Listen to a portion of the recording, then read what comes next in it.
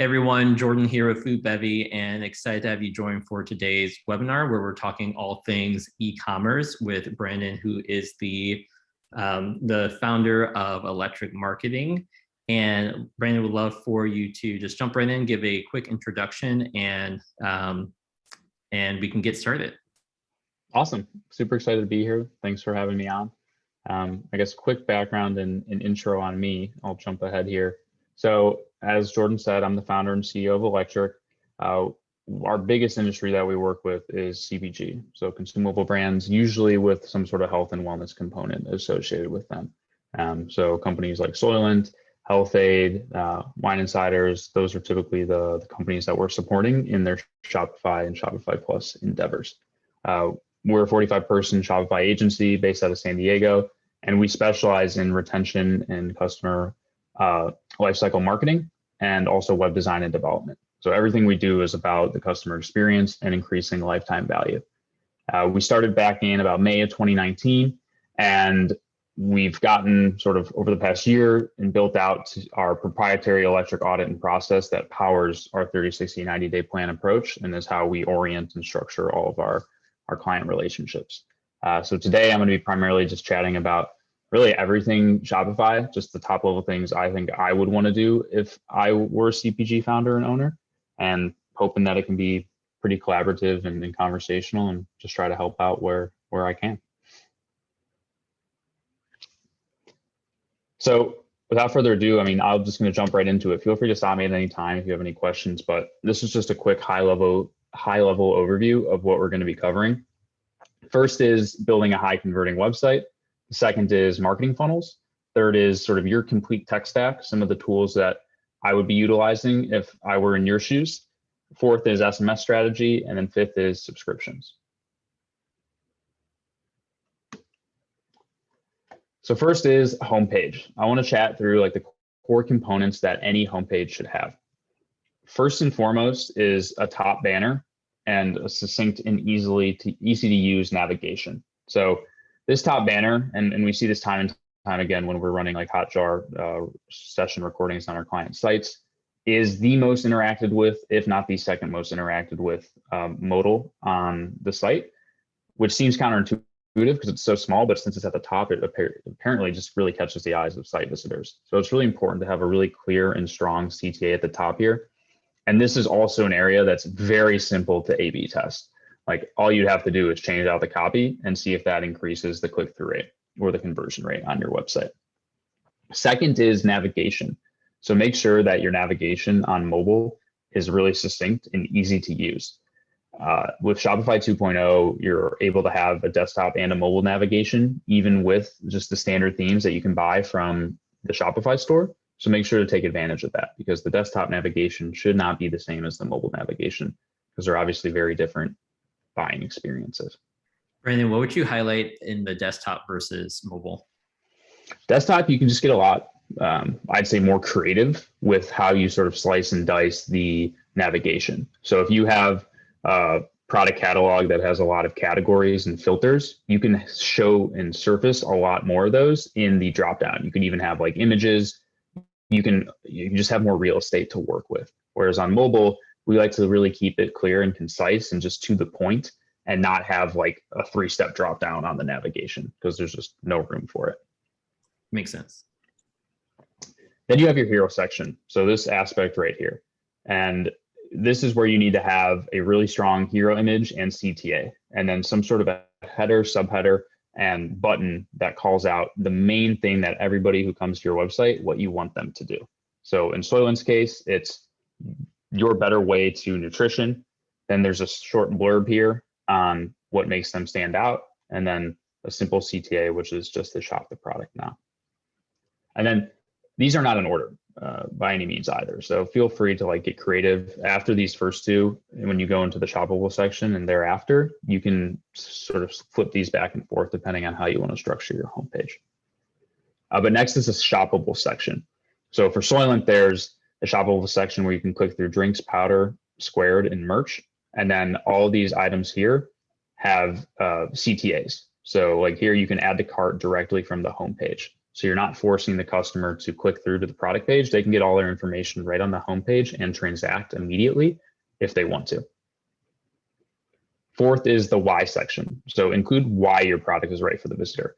A lot of times this can be represented with like 3 icons and then a short blurb underneath, and like a strip section on your website is the most common, but you can also get more creative with this as well. Maybe you do a video, like a founder video. Those are always really powerful, but feel free to try and get creative with that. Next is subscription. So as a consumable product, subscription is really an obvious add-on to your website because of the fact that your customers are quite literally eating or drinking their way through your product. So it's really important to lay out the perks of your subscription program on the homepage and highlight, whether it's icons, explanatory copy, whatever it may be, all the benefits. So with Soylent, it's get up to 23% off as a subscriber. You're also going to get access to like exclusive loyalty program perks and some other things behind the scenes that one-shot purchasers don't get. So make sure that you put that front and center so that you can drive more subscription growth for your business, which naturally has higher retention rates and higher lifetime value rates. Next is social proof, reviews, and press. Some sites will have these separated. I really like when you can intertwine them together. So here is like a mock-up that we built out for a wine brand where we intertwined reviews with press features and then also included more press features at the bottom. So we really sort of killed 2 birds with 1 stone there and saved some real estate while also allowed the sections to flow together in a little bit more of a cohesive manner.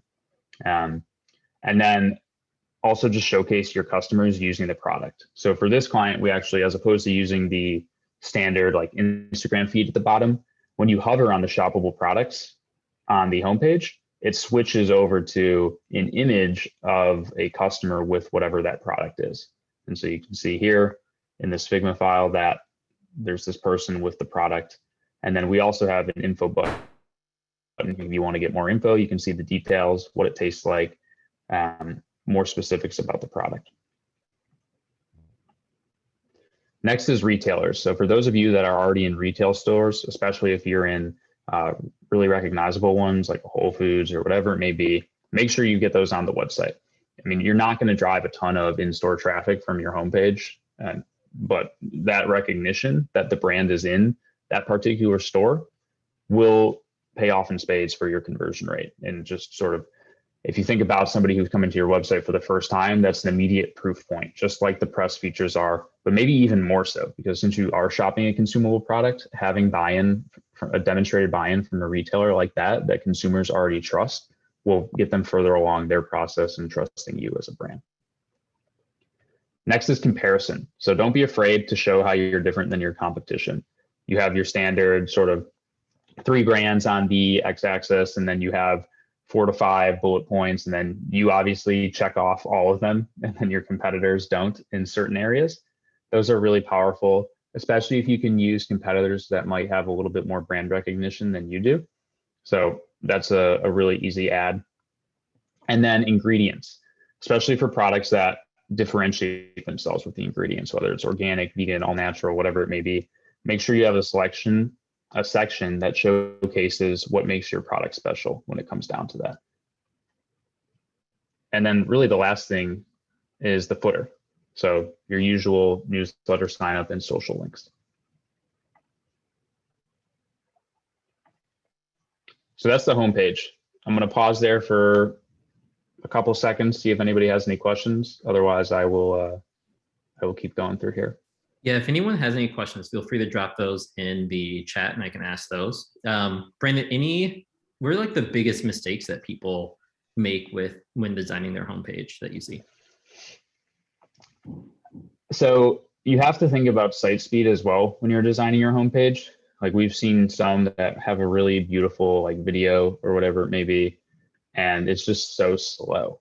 And so you're not getting that full experience 90% of the time because like the video takes 10 seconds to load or whatever it may be. So I would make sure that you're designing with speed in mind. And then I've seen a lot of sites where it's obvious that the person or the team designing it is too thought of it like in a way that they're obviously very familiar with the product because they're working with the brand or they own it or whatever it may be. So they are not explaining things as if they're coming to it for the very first time.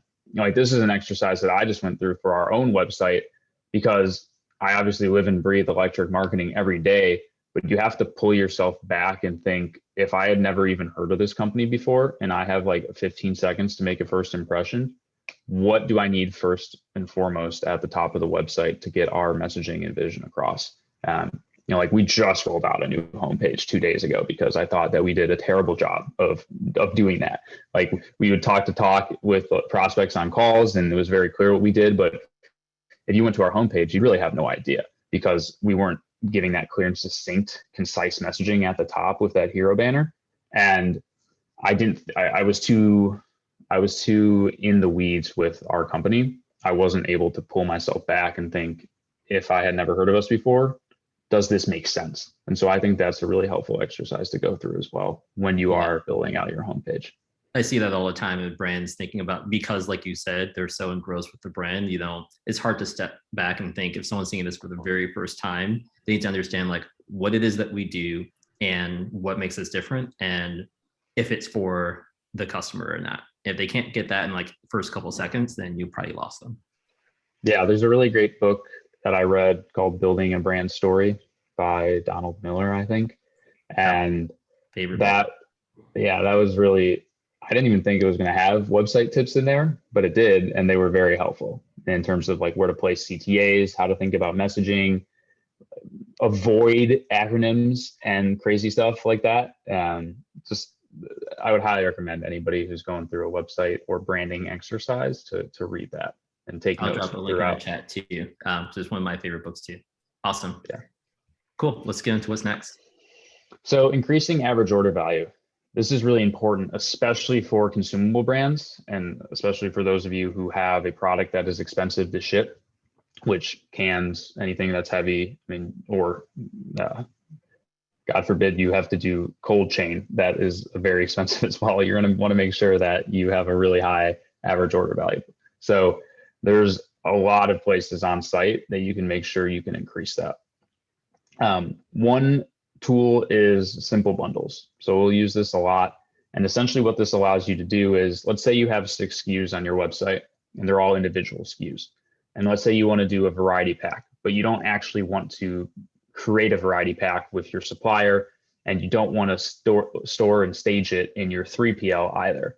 So simple bundles will take those 6 SKUs and associate it with sort of a fake SKU in Shopify. So you now have a 7th SKU that maps out to those individual ones. And so somebody can go and purchase a 6-pack variety.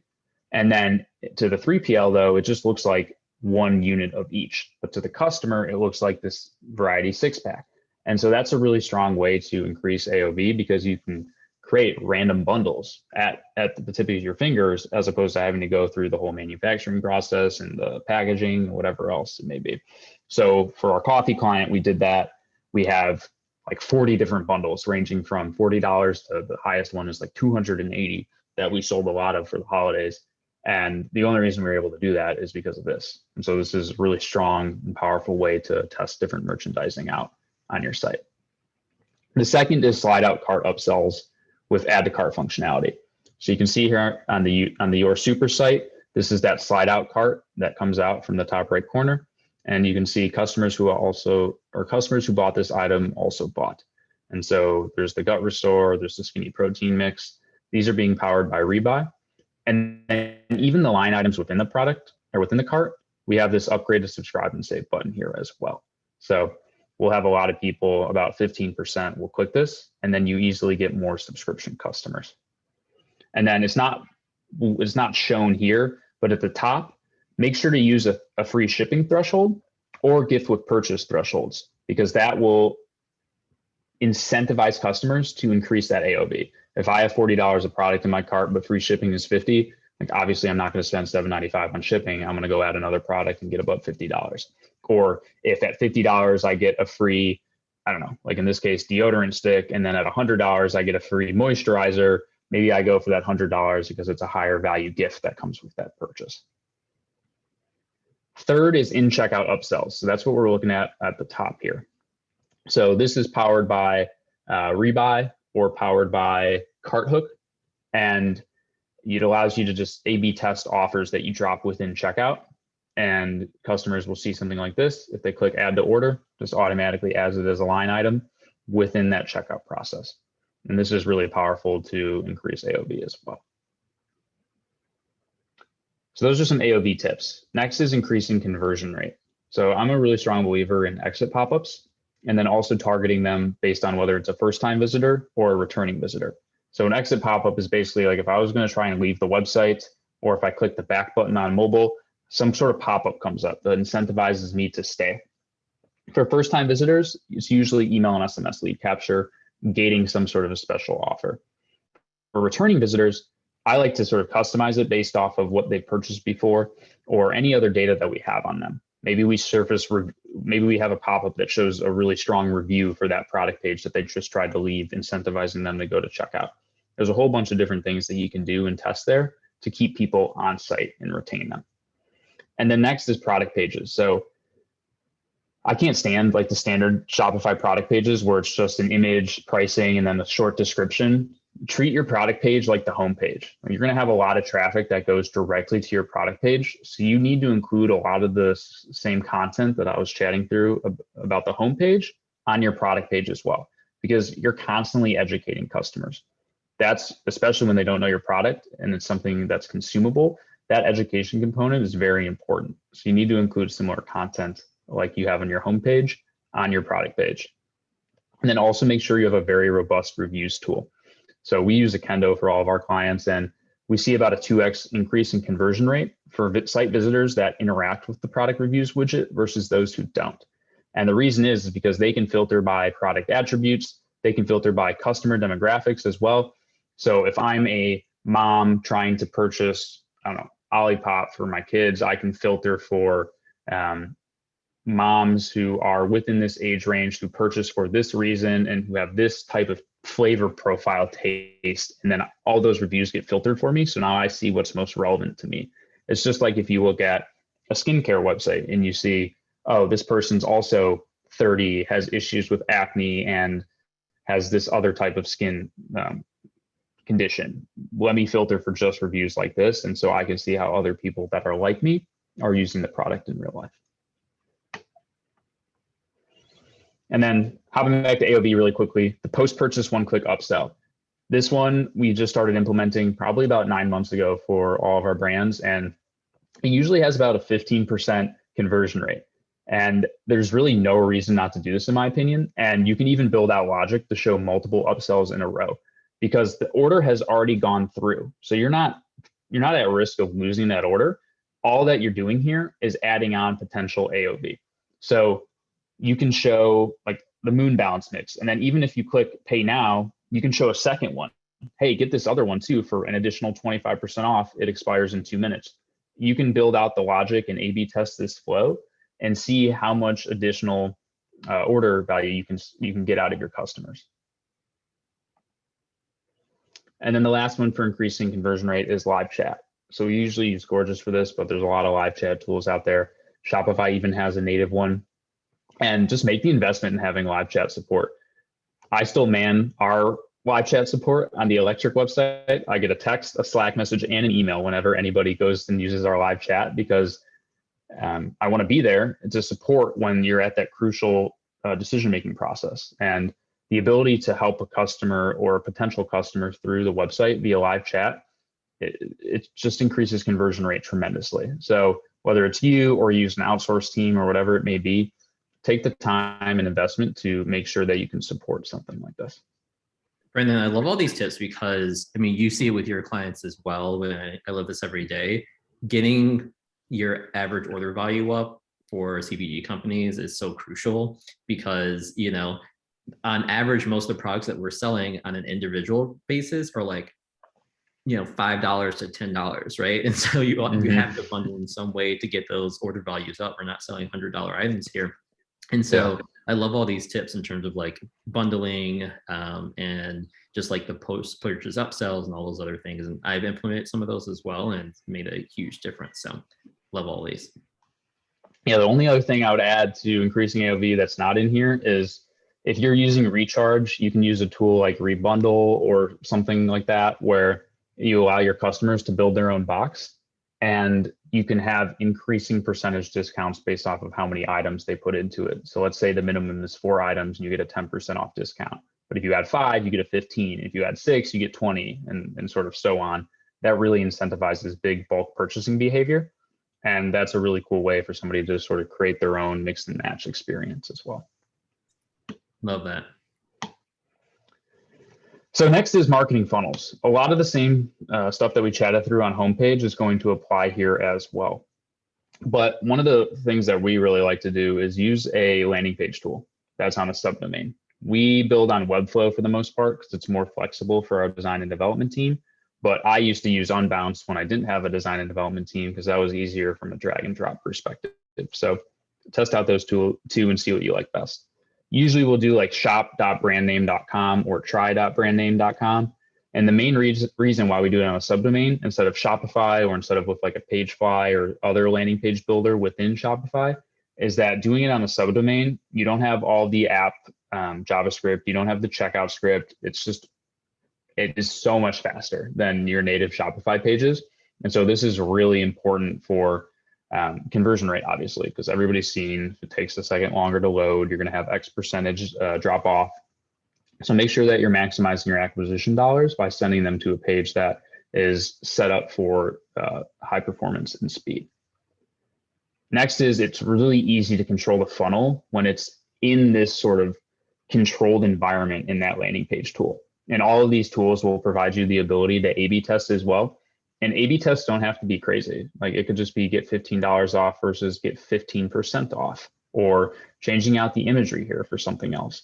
So that is really powerful in providing incremental lift to your advertising campaigns.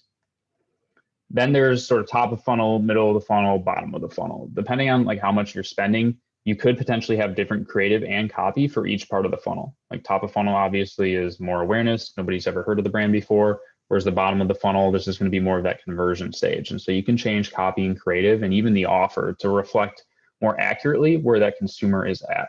And you can do the same thing for personas as well. So if one of our beauty brands, we have a landing page that's entirely targeted towards moms. And it's not actually for them to purchase for themselves, it's for them to purchase for their children.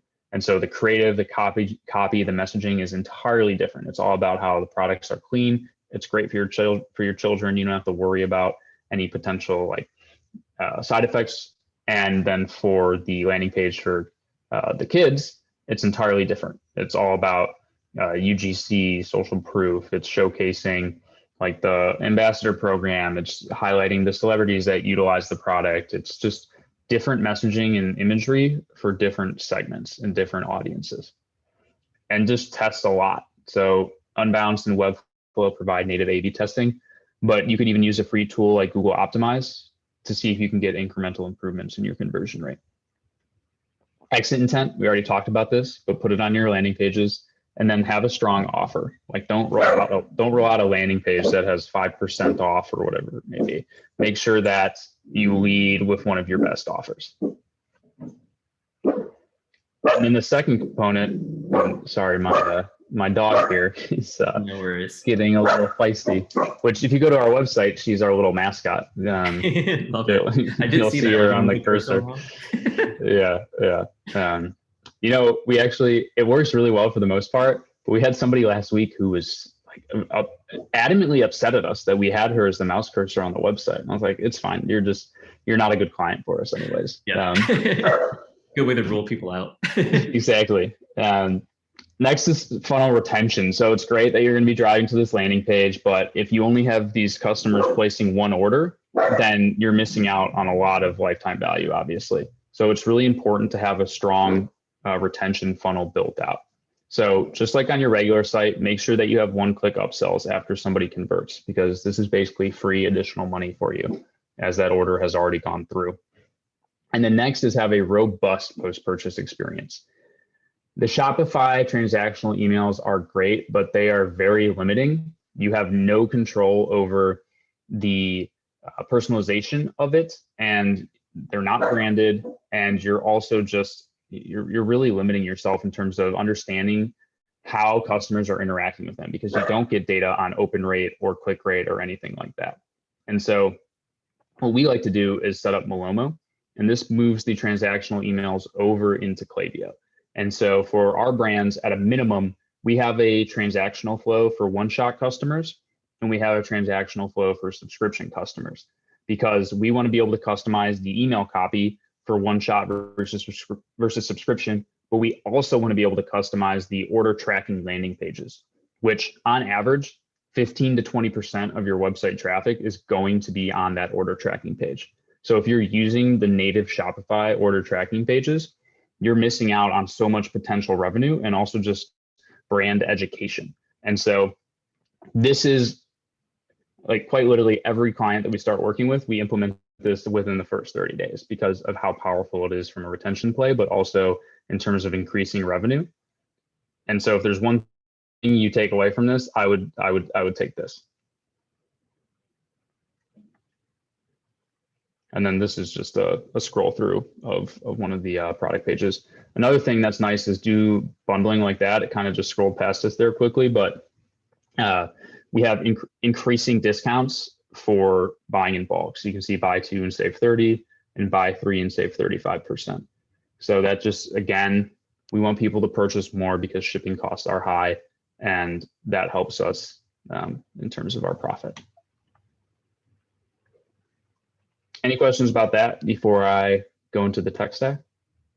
No, I love those. In terms of those different elements, what has made the biggest difference in like conversion rates, if there's like 1 or 2 that people need to install like right away? Yeah, so I mean, reviews is super important in making sure that you have those filters in place. The one-click upsell at the end of a checkout is a no-brainer for me. It's also very easy to set up. The transactional flows, super high ROI. It is a little bit more time intensive just because you do have to sort of build and design the emails in Klaviyo. But I think long term, especially for a brand that's just starting out, it's very important to have this unique branded experience. So those would be the 3 that I would definitely strongly recommend using. Paul had a quick question to ask. Can you share an example of a one-click upsell? I think it came in a little bit late. If you can show that slide again. Yeah, so when somebody checks out, this is a sort of a pop-up that hovers over the order confirmation page. And so you can change all this copy and creative, like this is just a very basic variation. And then you can see it's 25% off, and all somebody has to do is click pay now, and then it'll automatically add it to that order that they already just checked out on your site for. So this is what that one-click upsell would look like. Awesome. I think that looks great.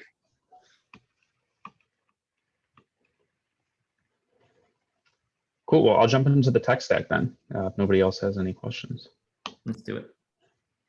So a shameless plug, I released my complete guide to these 15 apps in a PDF on LinkedIn. So when Jordan shares out this deck, you can go through these in depth. I provide like examples of how we use all of them with our clients at the moment, because I'm gonna run through them pretty quickly here for the sake of time. But let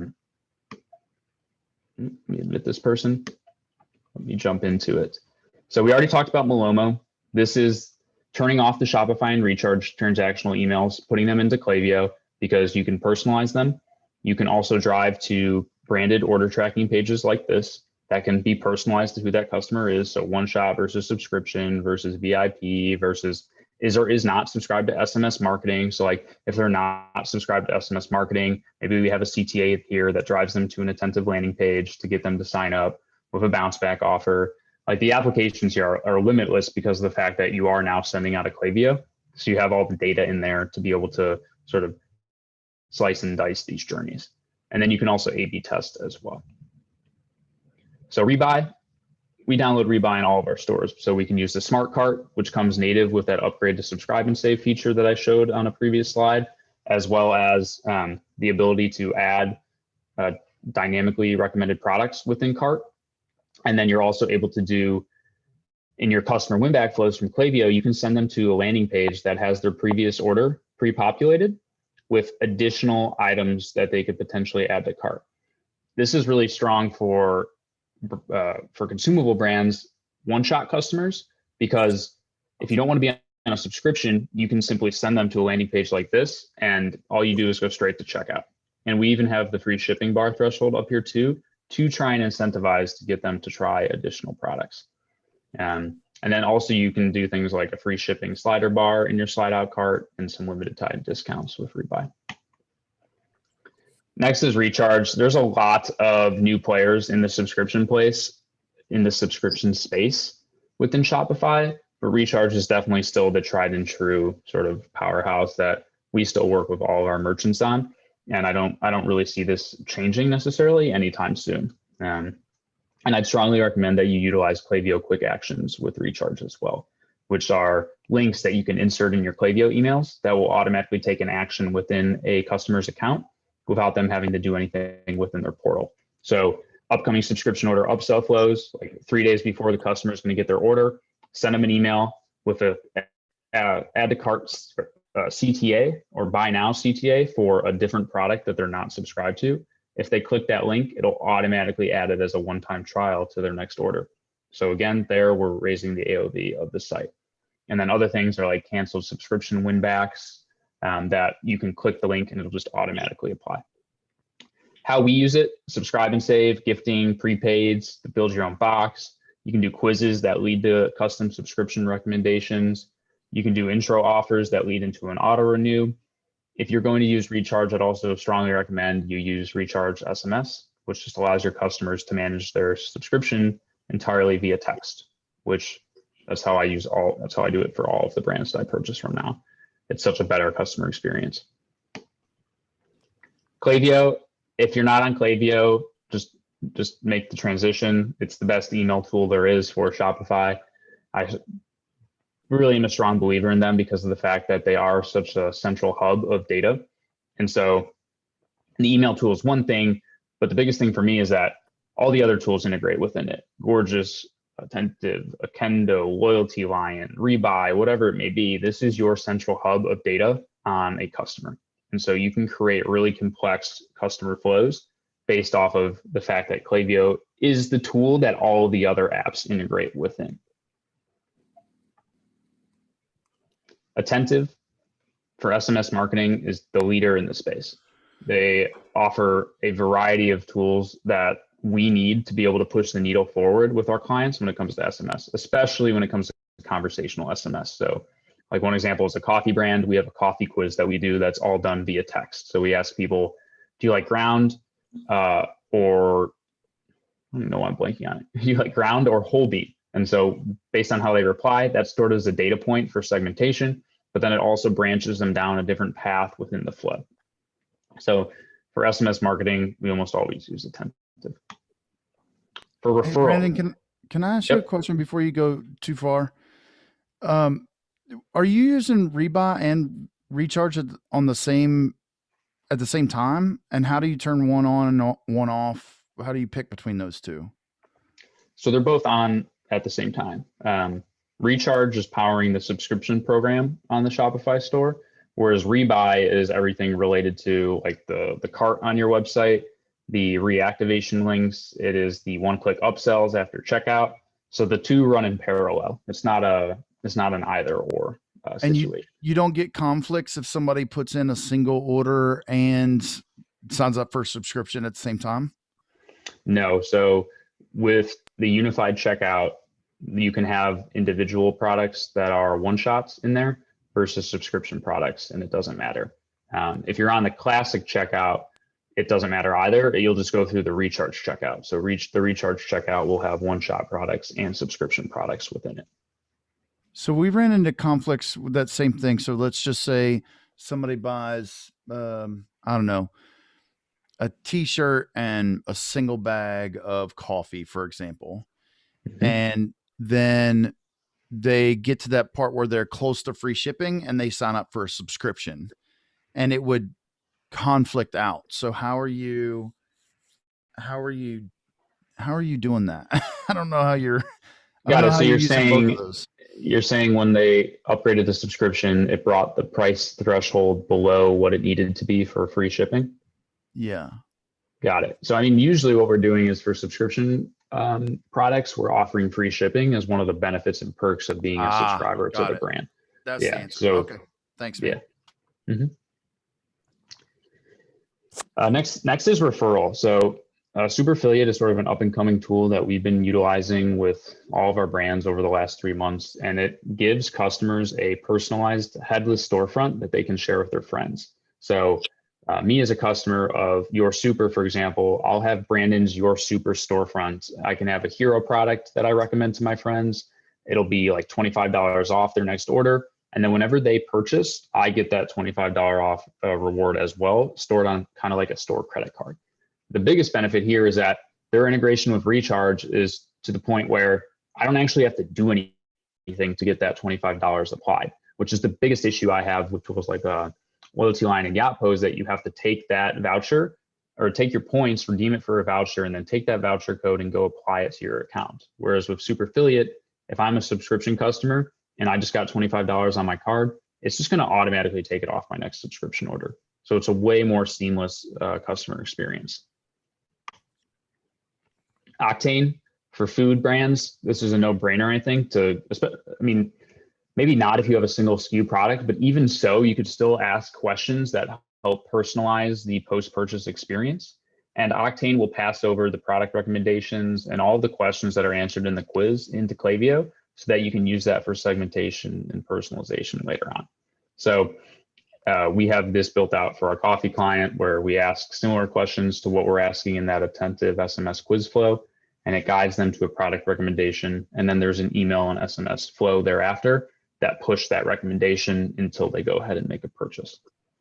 This is a great way to aggregate zero-party data as well. So here's another one of those post-purchase offers. I know somebody just asked about that. Here's an example of the native post-purchase offer. CartHook is who we typically use for this, though we'll sometimes use Rebuy as well. But CartHook allows you to do A/B testing, and also the conditional logic, where if you say yes, show them something else. If you say no, show them something else, but also to do those multiple screens. So like I could show 4 upsells in a row to somebody, and they could just keep adding and adding additional products to their order. Next is Akendo. We already touched about this on the homepage, but for the price, it's the strongest review tool in the market, in my opinion. And it allows you to do customer attributes as well as product attributes, which then visitors on site can then filter the reviews by. It allows you to source user-generated content in terms of photos or videos. It allows you to incentivize people submitting photos and videos. And then you can also do positive and negative review flows in Klaviyo as well, which is really important, especially the negative ones, to have some sort of a customer satisfaction retention flow built out there. Gorgeous, we already covered this. Integrates with all the other Shopify tools. It really is a one-stop shop for customer experience. EcoCart is something that we've been putting on more and more of our merchant stores. Not only does it align with a lot of our brand's sort of eco-conscious mission, but it has a Klaviyo integration too. So we can see which customers actually care about being carbon neutral or being eco-conscious versus those who don't. Because a lot of data is showing that a lot of customers like to say they're eco-conscious, but they don't necessarily back it up with their wallet. So it's important for us when we're architecting that retention flow to know whether this is somebody who did or did not make their order carbon neutral, because then we can show them different content and different messaging and communicate to them in a way that's going to resonate with them versus somebody who did not. Post-purchase surveys are super important. We use Enquirer Labs. There's a couple of other tools that you could use. This shows up immediately at checkout after somebody converts. And the most obvious question is, how did you hear about us? But we like to create specific questions for new versus returning customers. So for a new customer, we ask, how did you hear about us?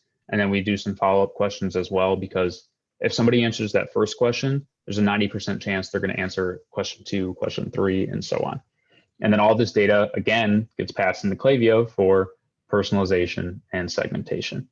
And then for returning customers, we can ask things like, what other products would you like us to develop?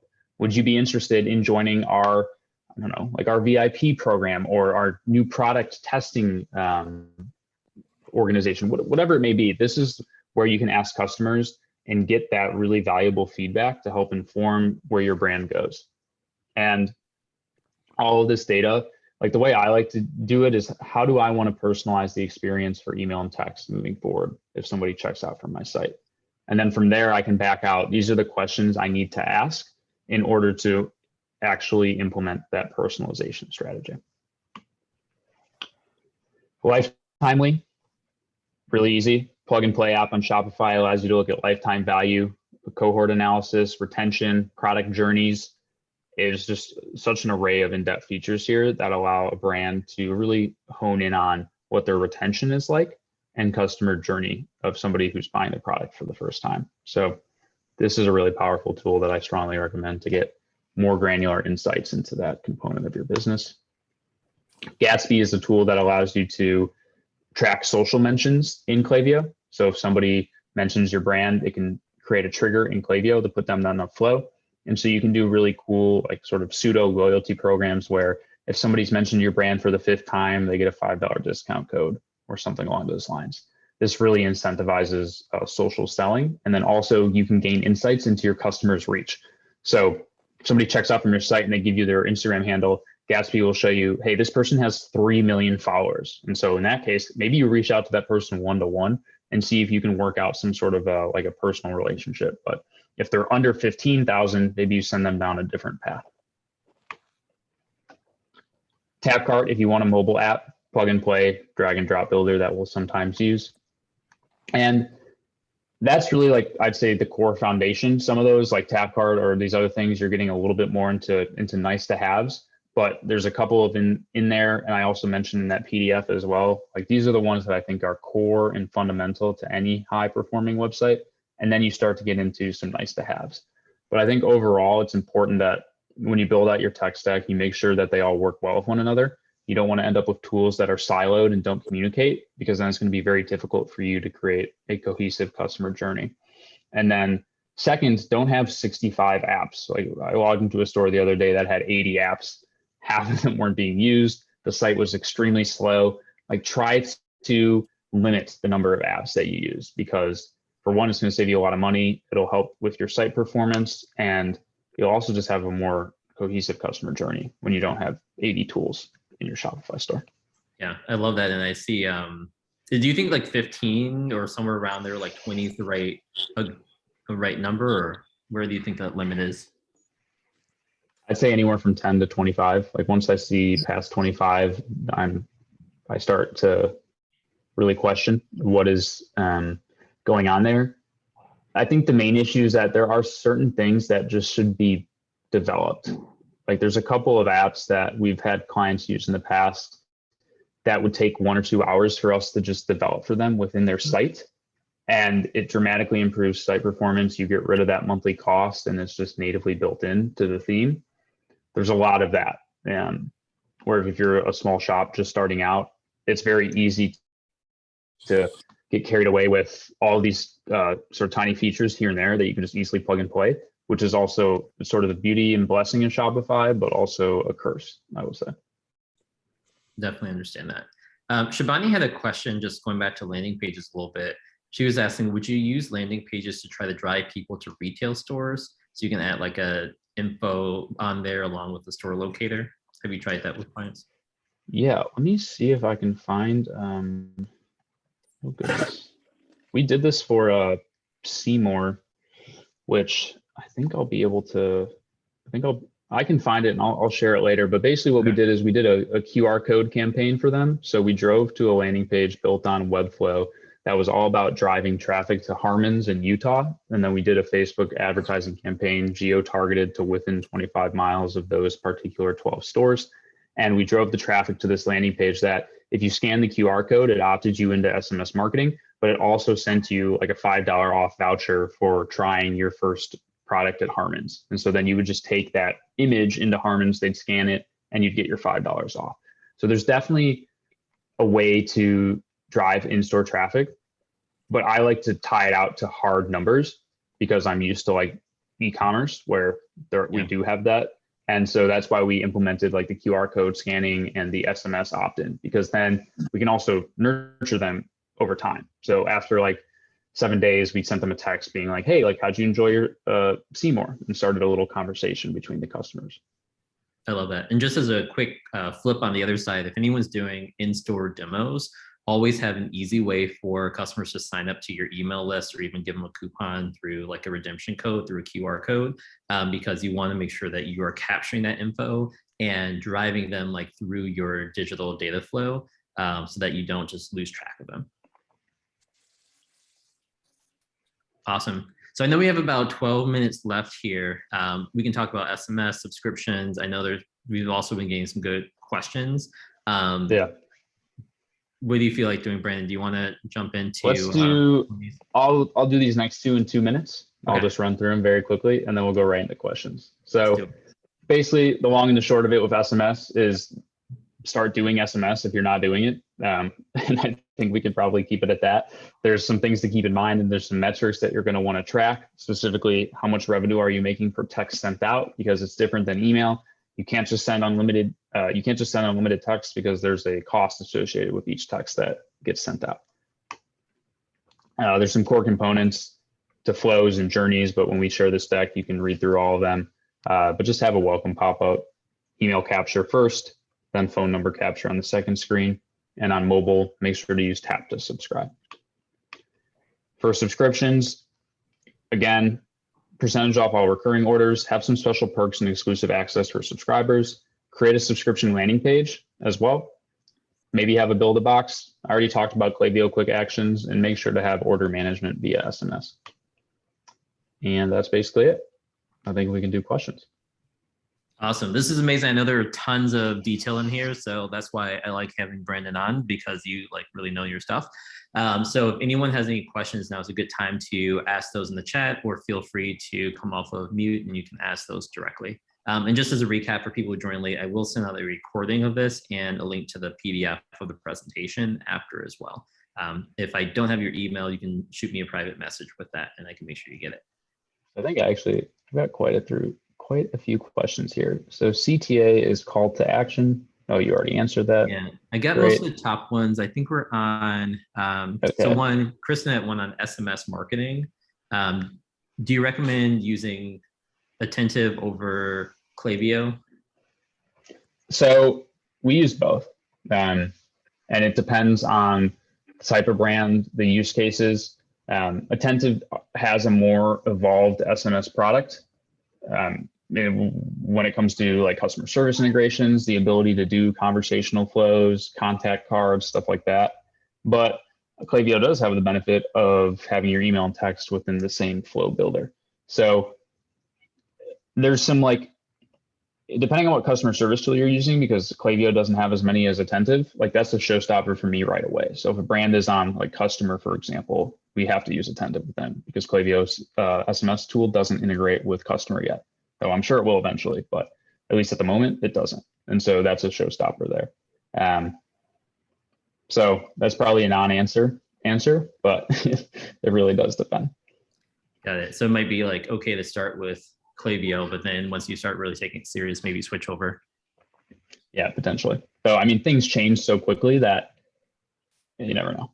I think my overall thesis is stick with month to month with any tool that you're using, because the Shopify ecosystem builds very quickly. And so what's good today will not be good in a month. Makes sense.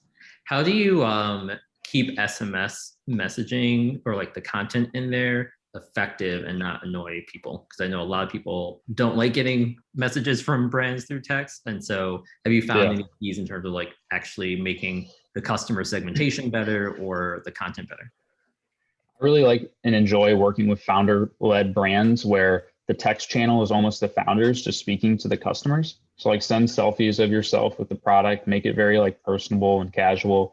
Don't be all like serious. If you treat it like a marketing email, people are just not going to resonate as much with it and they're going to unsubscribe very quickly. And you'll see that too. I mean, it's very obvious. If you get like a 5% unsubscribe rate on a campaign that you send out, you did something wrong. So make sure that you're focusing a lot on segmentation. And then also most of your text should be based off of flows. So flows are inherently more timely and relevant than one-time campaigns are going to be, because of the fact that they're automated based off of an action or behavior that the customer has taken. And so I primarily prioritize flow build out before anything else. But just, I mean, think about it in the reverse too. Like if you were a customer of a brand, how would you want to be communicated with? And the answer is not 7 days of deals every week. Yeah, definitely. I get a lot that like start sending me deals right away. I'm like, like I'll opt out because it's not what I'm looking forward to. Versus the ones that are more like personal, like you said. Right. You know, And like don't start doing SMS if you can't reply to customers who reply to you. Like that's the most, we struggle with this actually more with larger brands than anything, because they'll have 100,000 plus SMS subscribers. And so there's obviously a ton of responses and they don't want to staff the team to support it. And it's such a missed opportunity. Like I can't even, I'll look through the conversation sometimes and people get so frustrated by the fact that they can't talk to a real person. I mean, if you're going to text somebody, there should be a reciprocity associated and expected with that you're going to be able to reply to them if they send you a text back. Totally agree. Tyler had a question. He asked, what's the minimum monthly budget usually recommend for a food and beverage brand to truly utilize their D2C channel seriously? I'm guessing he's just starting out. Is that like ads budget or tech stack budget or? Probably tech stack, and then maybe you can touch on ads. Okay. I mean, tech stack, the way we do it is there's sort of a Shopify Plus and a regular Shopify merchant tech stack, because some of the tools will have pricing models based off of order volume, so they can work in both. Others just don't work in the beginning phases because they're too high of minimums. And so, like, for example, referral programs, there's cheaper referral tools than a super affiliate that you can get up and running with and started with early on. I think it really depends on like your run rate, and you don't want to overextend and need and only have 3 months of run rate if you build out your tech stack versus having 12 months and maybe having or missing out on a couple of features or tools here and there. So I would say for a robust tech stack, and we have the numbers because we have the spreadsheet, I think it's probably around like $500 a month for the small shops, if I am remembering correctly. But again, it really depends on your brand and your needs. And then how about like on the ad side? Do you do any Oh, go ahead, Tyler.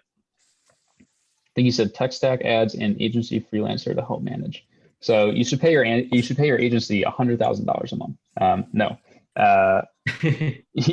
Yeah, I think when you're starting, either find an agency who's willing to either do some sort of a rev share component or maybe even bring them on with equity if you find like a founder-led agency who's willing to get in and roll up their sleeves and do that. But your best bet is going to be going the freelancer route, I think, at that stage. Somebody who is going to invest the time and attention needed to get a brand off the ground and running. On the ad side, I would avoid ads, honestly, like the plague at this point. Just get creative with how you do your customer acquisition. Try to do like some maybe local pop-up events. Think about how you can create more of an omni-channel experience to drive people to your website, but don't just go blow like $10,000 on Facebook ads and think that you're going to make $20,000 in revenue on your Shopify site, because that's just not the reality of the situation today. And then I think the other question was, I already kind of touched on this, like revenue share and how do we work with small brands? Yeah, so I mean, for some small brands, we will reduce our rates very significantly. We always require some sort of a dollar amount to be paid to us because we obviously have like salary costs and whatnot. And there needs to be a level of buy-in from the company as well too. Like otherwise it's just completely free in rev share. There's not that same buy-in, but yeah, we have done revenue share in the past. No, I love that. Well, awesome. I know we got 3 minutes left here. Any closing thoughts or comments for brands? I'm pretty sure like most brands on here are doing, I'll just take a guess, but under 500K in kind of revenue on their e-com channel. So any parting thoughts in terms of helping them get through that first hurdle? I would say of these tools, I would think that Malomo, Rebuy, Recharge, Klaviyo, and Attentive are the 5 that you would need to really get started with. And then from there, just talk to your customers.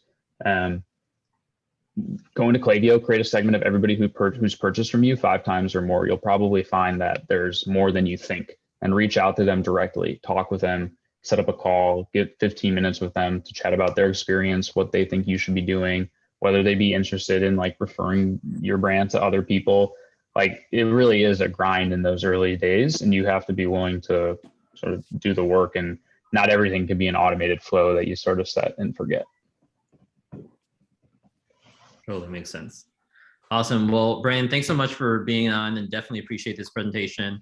I know Shabani already said this is fantastic. Thank you. So want to thank you for being on. If anyone has any questions, how can they get a hold of you? So LinkedIn is the best bet, or our website as well. So LinkedIn is just Brandon Amoroso. Website's just ElectrIQ Marketing with a Q instead of a C in electric. And then actually you could just also have brandonamoroso.com if you want to go there as well. But I'll include contact info, the deck, and then the PDF and the follow-up email that Jordan sends out to all of you. Perfect. Thanks so much, everyone. Have a great Friday and have a great weekend. Thanks for having me.